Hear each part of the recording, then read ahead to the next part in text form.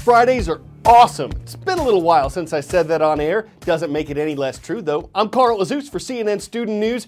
This academic year, one story we've been following involves the worsening relations between two world powers, Russia and the U.S. Russia's suspension of part of a nuclear agreement with the U.S., America's suspension of talks with Russia over ending the civil war in Syria. These are just two examples of the recent troubles between the countries. There's also disagreement over Russia's involvement in the ongoing conflict in Ukraine, and now the White House is formally accusing Russia of meddling in the upcoming U.S. presidential election, which Russia denies doing. One thing U.S. President Barack Obama has attempted to do is to isolate Russia, to try to separate it from other countries, and to make it look as if Russian President Vladimir Putin is alone in the world. A Russian ambassador says that's not working.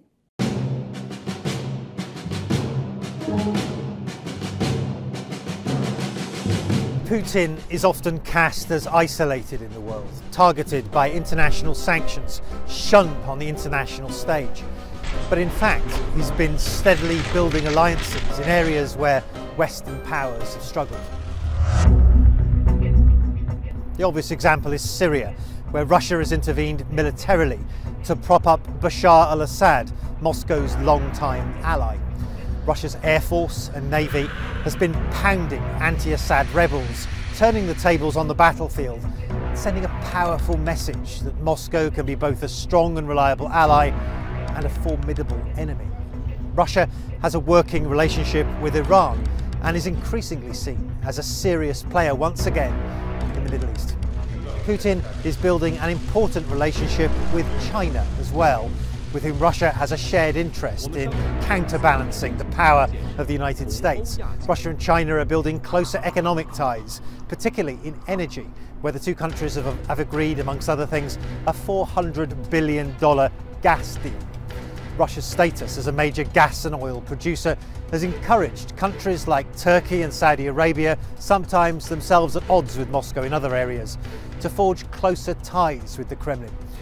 So the relationship with the United States and others in the West may be testing, but when it comes to Russia, much of the rest of the world is still keen to do business. Getting back to Russia and the upcoming U.S. election, the American government has publicly accused the Russian government of participating in cyber attacks against American election systems, allegedly hacking into the Democratic National Committee's computers, for instance, and stealing documents.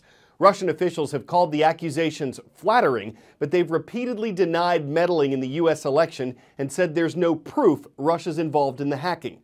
Still, all this has brought up questions of how secure the American voting process is, especially in states where it's done electronically. It's something getting the attention of DHS, the Department of Homeland Security. On Monday, DHS reported more than 30 U.S. states have asked for help with cybersecurity for election and voter registration systems. Security expert Chris Wysopal says that modifying the voter registration isn't going to change any votes, but there are other vulnerable points of entry. So it all kind of starts here at the election management system. That's where the ballots are created, put on a memory card, and then into a voting machine. Then it has to be sent back to the election management system here to be counted. If there's no paper record from the voting machines, a hacker could tamper with the election management system and change the vote. Fortunately, none of this is connected to the internet, so hackers target election officials. These are the election employees who are running these systems.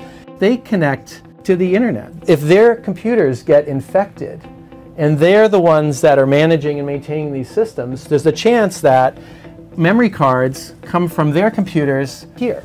Wysopal is skeptical that hackers could swing the vote through these methods, but he says their actions could accomplish another goal. It could disrupt things. It could also cause people to think something's going on. It could call into question that the election was fair, even though it doesn't actually tamper with the votes. In the Asian country of Thailand, flags are flying at half-staff for 30 days, and Thai government workers have been ordered to wear black clothing for a year. They're signs of mourning for a nation that has lost its king. After a 70-year reign, King Bhumibol Adulyadej died at a hospital in the capital of Bangkok yesterday. The 88-year-old Thai ruler had been the world's longest reigning living monarch before his death. He'd been suffering from kidney and blood pressure problems. It is purely devastating for so many people here in Thailand who have known their whole lives for King Bhumibol to be their leader, their ruler, even though he has no actual political power, so to speak, in this constitutional monarchy. There have been many times over the years where his respected voice has brought together, like glue, this fiercely divided country. Times that the country was even at the brink of civil war, he was the person who both sides would listen to, and they were able to patch things up. A successor to the throne has been appointed, Thailand's Crown Prince Maha Vajiralongkorn, but he says he needs more time to mourn before he's named the new Thai king.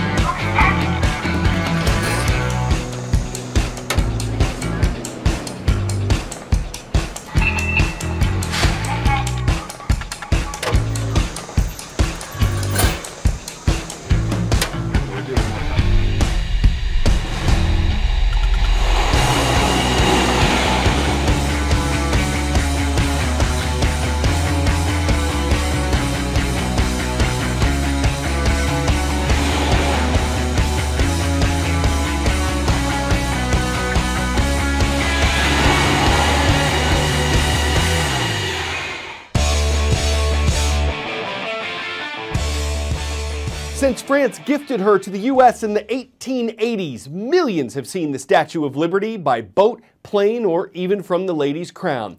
Imagine the view from a jetpack.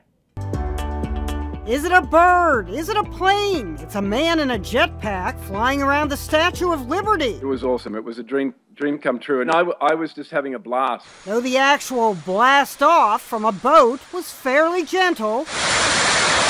The founder of Jetpack Aviation, David Mayman, is the test pilot, and yes, he and his chief designer had to get all kinds of approvals to pull this off. The FAA asked, what is it? What is it? A jetpack? What is that? The flight lasted about 5 minutes. The pilot uses hand controls and his body to steer, though Mayman took one hand off the controls for a second. I saluted Lady Liberty, and on one of the passes I stopped and turned around and gave her a salute. Mayman has been hooked on jetpacks ever since he first saw James Bond take off in one in Thunderball. For 10 years, Mayman and designer Nelson Tyler have worked together. Tyler helped design the rocket belt that sent up a man for less than 30 seconds at the 1984 Olympics.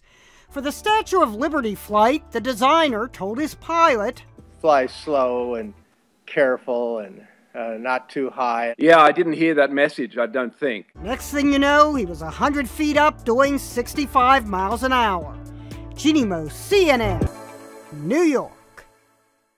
Permission was key. You could be sent back into jail if you were to just take the liberty of flying over there. Thankfully, the jetpack attached to his back didn't torch his back, because who wants to be in a hot seat when you're at liberty carrying the torch for flight? I'm Carl Azuz, and we've got a jet. Hope you have an amazing weekend.